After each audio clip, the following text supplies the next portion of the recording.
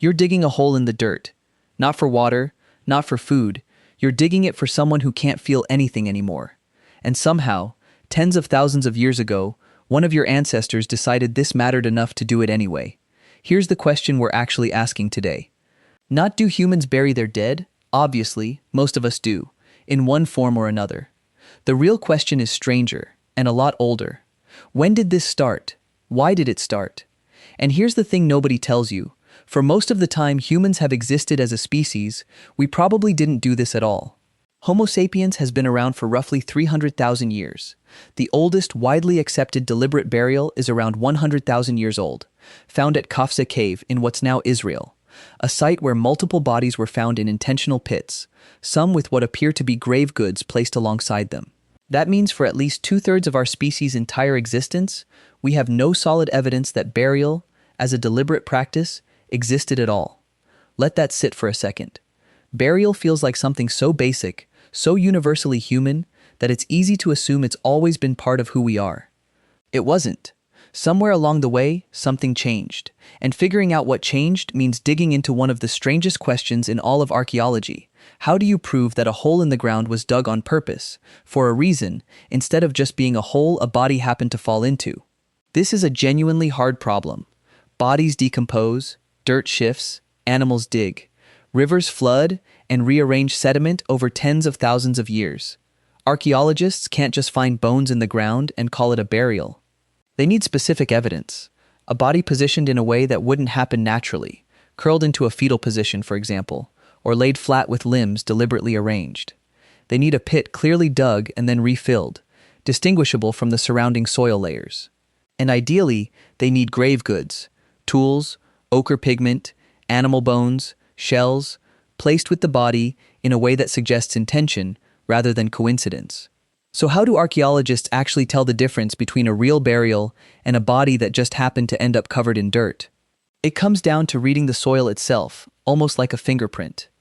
When a hole is dug and later refilled, the disturbed soil forms a distinct boundary.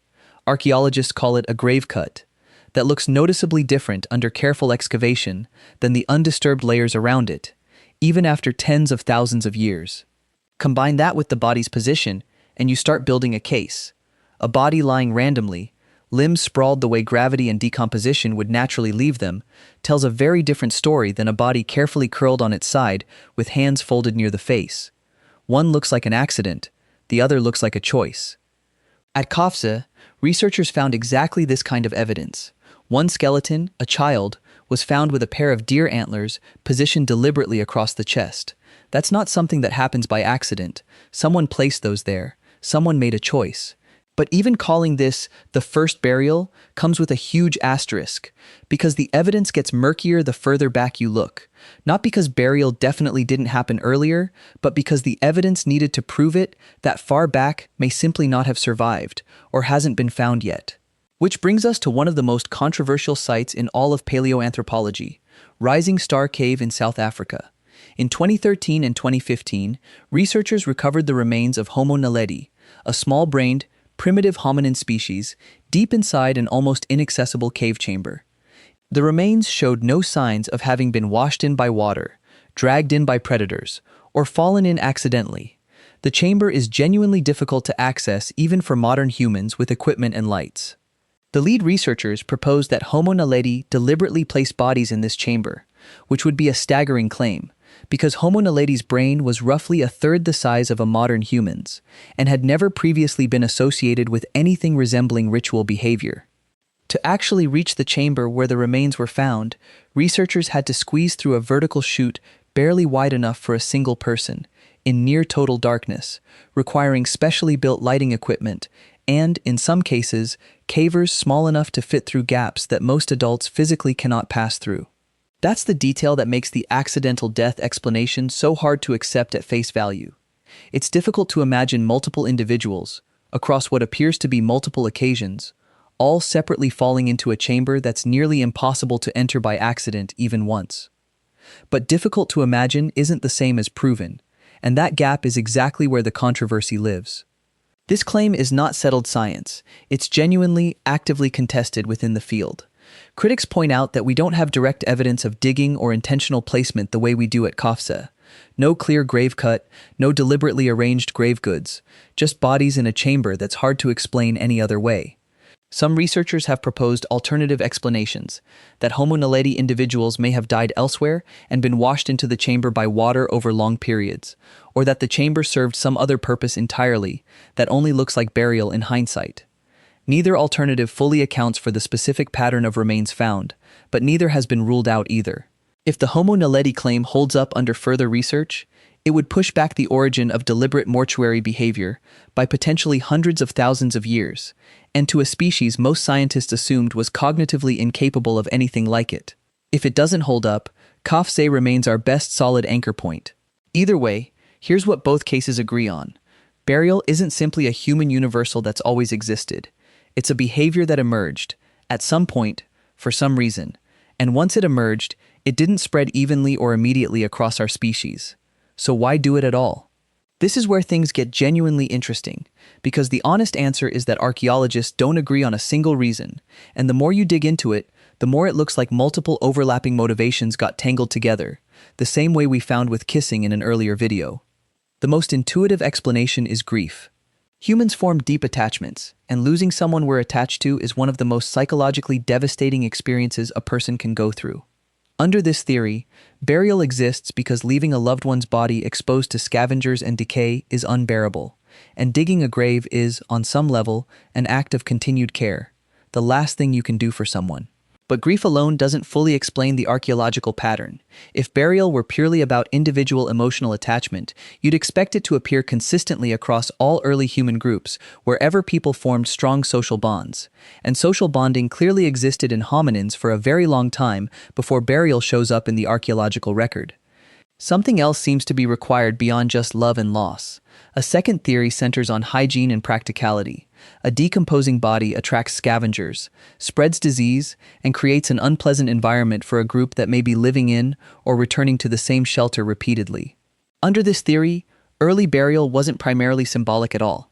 It was closer to sanitation. Get the body out of the living space, reduce disease risk, reduce the scavenger presence that might also threaten living group members. This theory has real strengths. It doesn't require any symbolic or spiritual reasoning at all, which means it could plausibly explain earlier, more primitive burial-like behavior, potentially even in species like Homo naledi, if the rising star cave findings hold up. But it struggles to explain the grave goods. Sanitation doesn't require placing deer antlers on a child's chest. Sanitation doesn't require placing tools, ochre, or shells alongside a body. Once you find intentional objects buried with a person, you're looking at something that goes beyond pure practicality. Which brings us to the third and most debated theory, symbolic or spiritual belief. Under this theory, burial with grave goods suggests that early humans believed something about death that went beyond the purely physical, a belief that something continued after the body stopped functioning, and that the deceased might need or benefit from certain objects, or that the act of burial itself served a ritual, community, or cosmological purpose beyond hygiene or grief. This is the theory most people intuitively reach for because it maps onto what we know from every documented human culture with written or oral tradition. Nearly all of them have some belief system connecting death to an afterlife, ancestors, or spiritual continuation. But projecting that backward onto humans from 100,000 years ago is a genuinely risky move for archaeologists because we have zero direct access to what these people actually believed. We only have physical evidence, and physical evidence can't directly tell us what was going on in someone's mind. Here's where the field has landed. Cautiously, the presence of grave goods is our best indirect evidence for some form of symbolic thinking, because objects placed deliberately with a body serve no practical, sanitary, or immediate survival purpose. They only make sense if the people burying the body believed the act itself mattered, whether that meant something for the deceased, for the community, or for how the living processed the loss. That's not proof of religion in any specific sense, but it is evidence that something more than pure biology and practicality was happening. And this is where the story gets genuinely strange, because it means burial probably isn't one behavior with one explanation either. It's likely several overlapping motivations, grief, hygiene, and emerging symbolic thought, that got bundled together over tens of thousands of years, expressed differently across different groups, times, and places. The same tangled origin pattern we keep running into with human behaviors that feel simple on the surface but aren't. There's also a detail that complicates the story even further. Burial wasn't a one-way trend that simply got adopted everywhere once invented. Some later human groups appear to have abandoned or reduced burial practices they'd previously had, depending on resource availability, environment, mobility patterns, or cultural shifts. Nomadic groups moving frequently across large territories, for instance, would have faced real practical barriers to digging graves at every stop, which may partially explain regional gaps in the burial record that have nothing to do with belief and everything to do with logistics. By the time we reach the Upper Paleolithic, roughly 40,000 to 10,000 years ago, burial practices become dramatically more elaborate and far more consistently documented across multiple regions. Sites across Europe and Asia from this period show burials with extensive grave goods, jewelry made from shells and ivory, tools, red ochre pigment covering the body, and in some cases, what appear to be carefully arranged funerary structures. One of the clearest examples of this shift is Sungir, a roughly 34,000-year-old site in Russia, where archaeologists found several individuals buried together, including 2 children laid head-to-head, covered in an almost unbelievable quantity of ivory beads. Some estimates put the count at over 10,000 beads across the burials combined, each one individually carved, a process that would have taken enormous time and effort to produce. The children were also buried with ivory spears, a mammoth ivory carving, and decorative items that appear far too elaborate and labor-intensive to have been made quickly after death. That detail matters. It suggests either that these items were made specifically for burial in a planned, ritualized process, or that they were prized possessions valuable enough in life to be given up permanently in death.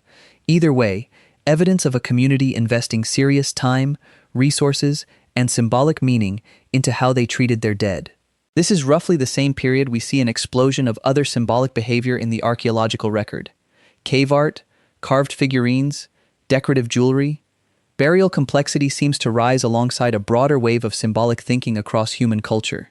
Not proof of causation, but a pattern too consistent to ignore. So where does that leave us? A possibly 300,000-year-old species, a first confirmed deliberate burial around 100,000 years ago, a contested, potentially far older claim from a completely different, small-brained hominin species, hidden in a cave chamber almost nobody could reach by accident. 3 overlapping candidate explanations: grief, hygiene, and emerging symbolic belief, none of which fully explains the pattern alone, and a later explosion of burial complexity, exemplified by thousands of hand-carved ivory beads buried with 2 children at Sungir, that tracks alongside humanity's broader leap into symbolic and artistic thought. The honest answer is that we don't know exactly when humans first looked at death and decided it deserved a response, beyond simply walking away. We don't know exactly what our ancestors believed when they placed antlers on a child's chest 100,000 years ago, or spent untold hours carving beads for children who would never wear them. But we know they believed something was worth doing. Somewhere in deep prehistory, a person looked at a body that used to be someone, and instead of leaving, they dug, not because they had to, not for water, or food, or shelter. They dug because some part of the human mind had developed the capacity to decide that this particular ending deserved more than nothing.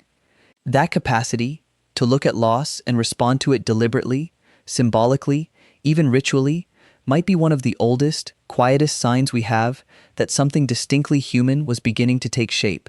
Not tools, not fire, not language, just a hole in the ground, dug on purpose, for someone who would never know it was there.